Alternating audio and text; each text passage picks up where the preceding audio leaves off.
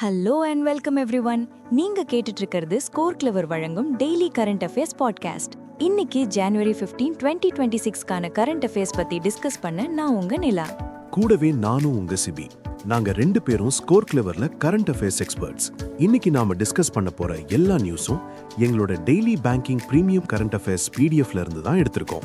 இந்த பிடிஎஃப் உங்களுக்கு Score Clever Telegram சேனல்ல கம்ப்ளீட்லி ஃப்ரீயா கிடைக்கும். ஆமா, எங்க பிடிஎஃபோட ஸ்பெஷாலிட்டி என்னன்னா எக்ஸாம்க்கு என்ன தேவையோ அது மட்டும் ரொம்ப கன்சைஸா இருக்கும். மத்த சோர்சஸை விட 5 மடங்கு கம்மியான கண்டென்ட் தான் இருக்கும். ஆனா பெர்ஃபார்மன்ஸ்ல நாங்க தான் கெத்து. சமீபத்தில் நடந்த பேங்க் எக்ஸாம்ஸ்ல கிட்டத்தட்ட 80% கரண்ட் அஃபேர்ஸ் கேள்விகள் எங்க மெட்டீரியல்ல இருந்து தான் வந்திருக்கு. எக்ஸாக்ட்லி. மத்த டாப் சோர்சஸ் மிஸ் பண்ண பல கேள்விகளை கூட நாங்க கவர் பண்ணியிருக்கோம். ஏன்னா எங்களோட full time current affairs experts daily news பேப்பர்ஸை அனலைஸ் பண்ணி ரொம்ப கவனமா இந்த கண்டென்ட்டை கியூரேட் பண்றாங்க. ஸோ மறக்காம எங்க டெலிகிராம் சேனல்ல ஜாயின் பண்ணுங்க. லிங்க் கீழே டிஸ்கிரிப்ஷன்ல இருக்கு. சரி, வாங்க இன்னைக்கு நியூஸ்குள்ள போகலாம். Okay, first national news. Ministry of textiles Assam government கூட சேர்ந்து கவுஹாட்டில நேஷனல் டெக்ஸ்டைல்ஸ் மினிஸ்டர்ஸ் கான்ஃபரன்ஸ் 2026 நடத்திருக்காங்க. இதோட theme India's textiles weaving growth, heritage and innovation. Oh, textile இண்டஸ்ட்ரிக்கு ஒரு பெரிய பூஸ்ட் போல. கான்ஃபரன்ஸ்ல ஏதாவது முக்கிய முடிவுகள் எடுத்தாங்களா? கண்டிப்பா 15 மாநிலங்கள் கூட MOU சைன் பண்ணிருக்காங்க. இது எதுக்குன்னா டெக்ஸ்ராம் ஸ்கீம் கீழே டேட்டா சிஸ்டம்ஸை ஸ்ட்ரென்தன் பண்ணதான். டெக்ஸ்ராம்ஸ்னா textiles focused research, assessment, monitoring, planning and start up. இது ஒரு சென்ட்ரல் செக்டார் ஸ்கீம். இதோட மொத்த அவுட்லே ₹305 crore. இது FY26 இருந்து FY31 வரைக்கும். 305 கோடி பெரிய அமௌண்ட் தான். இதோட பெரிய விஷன் என்ன? 2030க்குள்ள இந்தியாவோட டெக்ஸ்டைல் எக்கானமியை $350 பில்லியன் ஆக்கணும்னு டார்கெட் வச்சிருக்காங்க. இதுல ஒரு இன்ட்ரெஸ்டிங் ஃபேக்ட் என்னன்னா, நம்ம நார்த் ஈஸ்டர்ன் ரீஜன் மட்டும் இந்தியாவோட மொத்த ஹேண்ட்லூம் ப்ரொடக்ஷன்ல 52% கான்ட்ரிபியூட் பண்ணுது. வாவ், 52%ஆ? சூப்பர். அப்போ அந்த ரீஜனுக்கு ஏதாவது ஸ்பெஷல் ஃபோக்கஸ் இருந்ததா? Of course, textiles committee north eastern handloom and handicraft development corporation கூட ஒரு MOU போட்டிருக்காங்க. எதுக்குன்னா GI ரெஜிஸ்ட்ரேஷன் மூலமா இன்டெலெக்சுவல் ப்ராப்பர்ட்டி ரைட்ஸை பாதுகாக்க. GIனா ஜியோகிராஃபிக்கல் இண்டிகேஷன், ஒரு குறிப்பிட்ட இடத்துல உருவாகிற பொருளுக்கு கொடுக்கிற அங்கீகாரம். உதாரணத்துக்கு நம்ம ஊரு காஞ்சிபுரம் பட்டு, மதுரை மல்லி மாதிரி. ஆமா, தஞ்சாவூர் தட்டு, கோவில்பட்டி கடலை மிட்டாய்னு லிஸ்ட் பெருசா போகுமே. சோ இப்போ நார்த் ஈஸ்ட்ல எந்த ப்ராடக்ட்ஸுக்கு GI டேக் வாங்க போறாங்க? இனிஷியல் ஃபேஸ்ல 33 யூனிக் ப்ராடக்ட்ஸ்க்கு GI ரெஜிஸ்ட்ரேஷன் பண்ண போறாங்க. இதுல 18 நாகாலாண்ட்ல இருந்தும் 15 மேகாலயால இருந்தும். அது மட்டும் இல்லாம டிஸ்ட்ரிக்ட் லெட் டெக்ஸ்டைல்ஸ் டிரான்ஸ்ஃபர்மேஷன், அதாவது DLTT பிளானையும் அறிமுகப்படுத்திருக்காங்க. இதோட நோக்கம் 100 ஹை பொட்டன்ஷியல் டிஸ்ட்ரிக்ட்ஸை குளோபல் எக்ஸ்போர்ட் சாம்பியன்ஸா மாத்துறதும் 100 ஆஸ்பிரேஷனல் டிஸ்ட்ரிக்ட்ஸை செல்ஃப் ரிலையன்ட் ஹப்ஸா உயர்த்துறதும் தான். Great initiative. சரி, அடுத்த நியூஸ் என்ன? அடுத்தது இந்தியன் லைட் ஹவுஸ் ஃபெஸ்டிவல் 3.0. இதோட 3rd எடிஷன் விசாகப்பட்டினம்ல இருக்க MGM பார்க்ல நடந்திருக்கு. Ministry of ports, shipping and waterways தான் இதை ஆர்கனைஸ் பண்ணிருக்காங்க. லைட் ஹவுஸ் ஃபெஸ்டிவலா? வித்தியாசமா இருக்கே. யார் இதை இனாகிரேட் பண்ணது? நம்ம ஃபார்மர் வைஸ் பிரசிடென்ட் வெங்கையா நாயுடுவும் யூனியன் மினிஸ்டர் சர்பானந்த சோனோவாலும் தான். மினிஸ்டர் ஒரு முக்கியமான விஷயம் சொன்னாரு. நாடு முழுவதும் இப்போ 75 லைட் ஹவுசஸ் கட்டியிருக்காங்களாம். இன்னும் 25 கட்ட பிளான் பண்றாங்களாம். சூப்பர். இது டூரிசம்க்கு பூஸ்ட் கொடுக்கும்ல. வேற என்னெல்லாம் அனௌன்ஸ்மெண்ட்ஸ் வந்துச்சு? பெரிய இலக்குகள் இருக்கு. 2030க்குள்ள இந்தியாவை டாப் 10 மேரிடைம் சூப்பர் பவர் ஆக்கணும்னு, 2047க்குள்ள டாப் 5க்குள்ள கொண்டு வரணும்னு சொல்லியிருக்காங்க.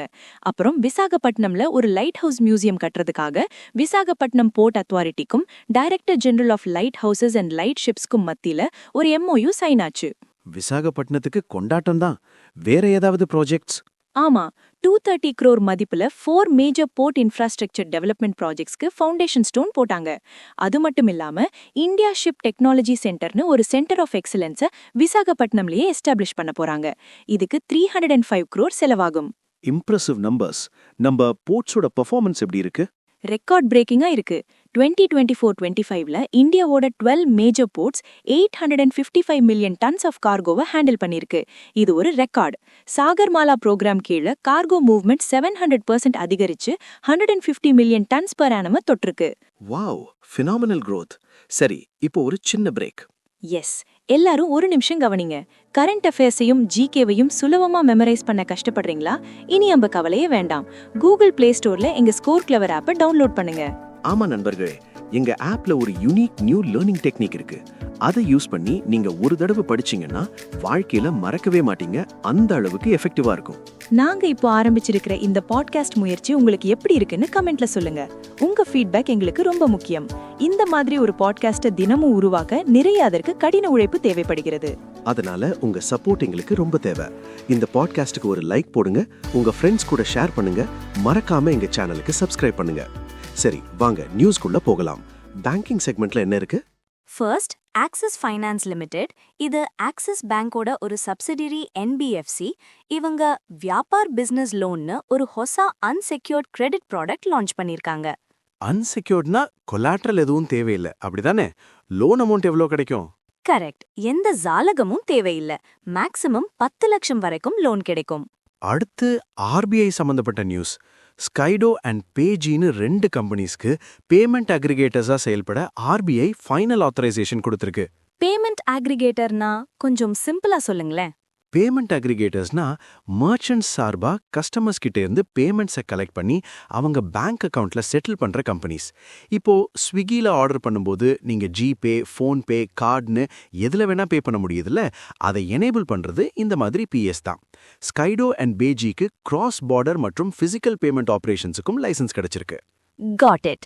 அடுத்து HDFC பேங்க் பத்தின ஒரு அப்டேட். அவங்க RBIயோட டிஜிட்டல் ரூபி, அதாவது ரூபிய அவங்களோட ஆன்லைன் மர்ச்சன்ட் பேமெண்ட் பிளாட்ஃபார்மான ஸ்மார்ட் கேட்வேல இன்டகிரேட் பண்ணிருக்காங்க. ஓ, அப்போ இனிமேல் மர்ச்சன்ட்ஸ் HDFC ஸ்மார்ட் கேட்வே மூலமா டிஜிட்டல் ரூபியில பேமெண்ட் அக்செப்ட் பண்ணலாமா? இதனால மர்ச்சன்ட்ஸ்க்கு என்ன பெனிஃபிட்? பெரிய பெனிஃபிட் இருக்கு. டிஜிட்டல் ரூபி டிரான்சாக்ஷன்ஸ்க்கு 0 டிரான்சாக்ஷன் காஸ்ட். கார்ட் பேமெண்ட்ஸ்ல இருக்கிற மாதிரி எந்த MDR கட்டணமும் கிடையாது.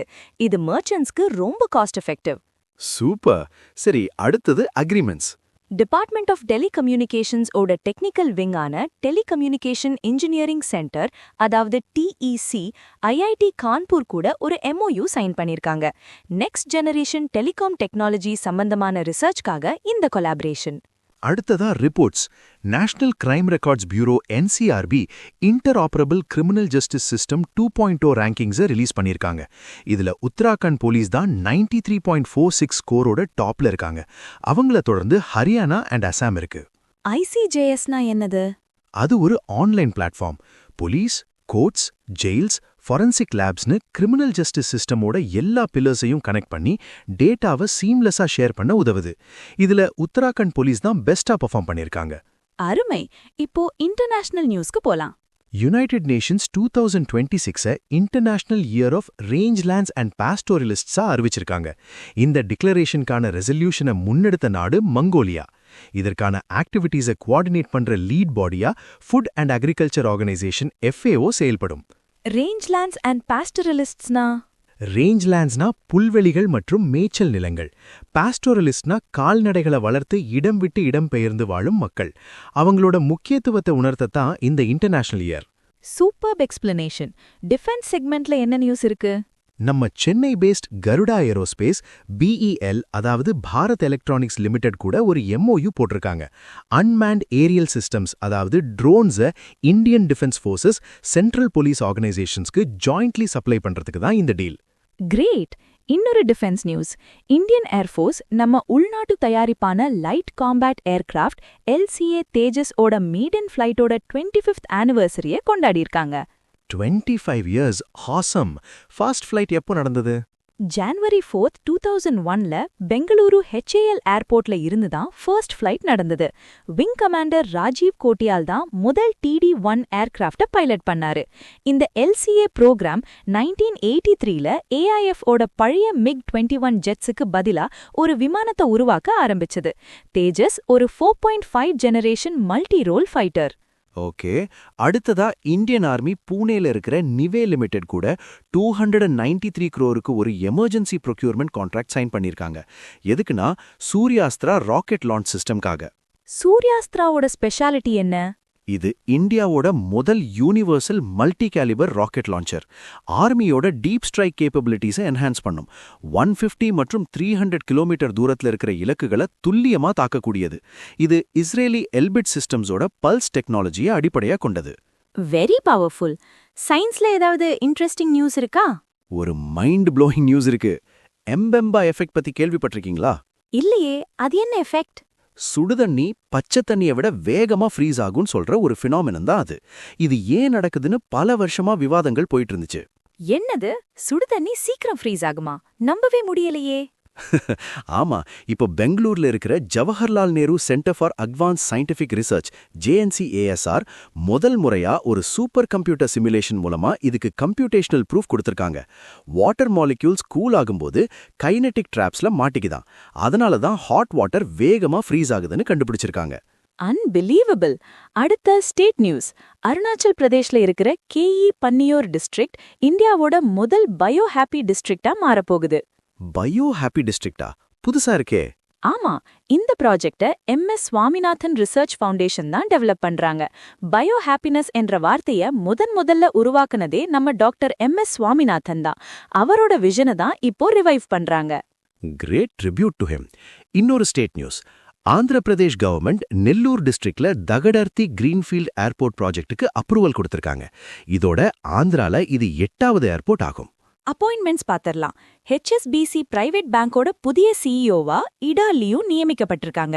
இவங்க கேப்ரியல் காஸ்டலோக்கு பதிலா வராங்க. அடுத்து அட்டாமிக் எனர்ஜி ரெகுலேட்டரி போர்டு AERBயோட புதிய சேர்மனா distinguished scientist AK Balasubramanian appoint ஆயிருக்காரு. கடைசியா அவார்ட் செக்மெண்ட். ஆஸ்கார்ஸ் 2026ல பெஸ்ட் பிக்சர் கேட்டகரிக்கு தகுதியான 201 படங்கள்ல 5 இந்திய படங்கள் இடம் பிடிச்சிருக்கு. வாவ், என்னென்ன படங்கள்?